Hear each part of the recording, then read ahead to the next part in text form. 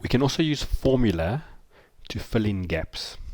In most cases this would be done on a separate sheet, but just to show you, we're going to put it on the same sheet. So here's my data with the gaps.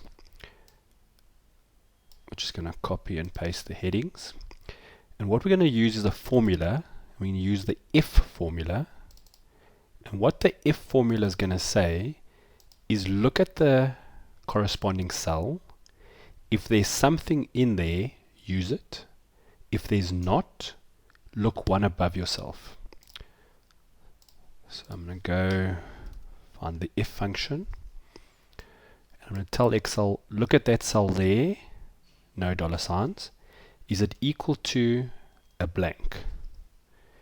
If it is a blank, look above yourself. If it's not a blank, look at that cell there. So when I say OK, you'll see it brings London through.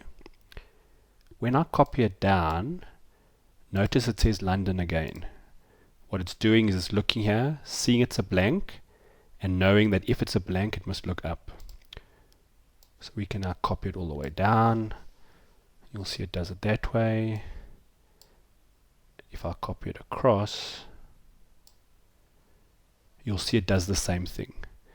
So by applying this formula, you can set up your spreadsheet so that, for example, every month you copy and paste the data here in the input area, and the formulas will automatically fill in the gaps for you.